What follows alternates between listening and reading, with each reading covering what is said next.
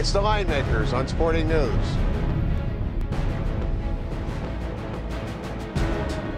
Welcome to the Line Makers on Sporting News. I'm Micah Roberts with Rick Herron, talking a little West Coast Conference basketball. For first place, we got Gonzaga at 10-0, and we got St. Mary's at 10-1 in a battle. The second time they meet. Gonzaga won the first game this season, but didn't cover the 9.5-point spread. Any reason we should see something different this time around? Well, Gonzaga wins 83-78, Micah, and this is always a great matchup, and it's always a battle for first place in the West Coast Conference. They're the two best teams. BYU is good. When they moved into the league last year, they're not at the level of either one of these teams. Gonzaga's been terrific. What can you say? They have wins over Oklahoma, Kansas State, Baylor, Oklahoma State. They got blown out by Illinois, and otherwise they have a 1-point loss to Butler, at Butler. And they've won 6 straight since then. Right. And St. Mary's has won 9 straight since the loss to Gonzaga on Gonzaga's home floor. I think the difference here with St. Mary's, I think they're an underrated basketball team.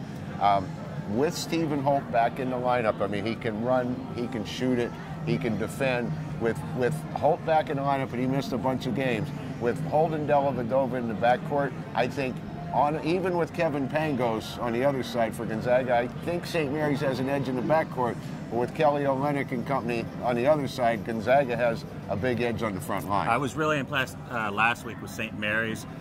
Went into Santa Clara, favored by his 2-point spread, and went in there and just absolutely crushed them, beat it by 21 points. I thought that game right there told me that Gonzaga better be careful in this game because it's a nice spot for an upset. I agree with you. People have been saying St. Mary's is not as good as their recent additions in the past couple of years.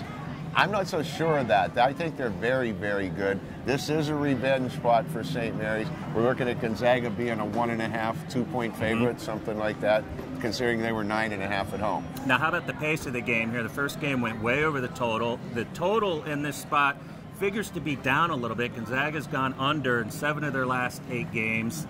Could there be an advantage maybe playing the over and trying as both the tempo pace figures to be faster? Yeah, it was 83-78 the first time they scored 161. I think it'll be a similar score in this game. Like I lean towards the over. All right, there you go. Big game, but we like the over.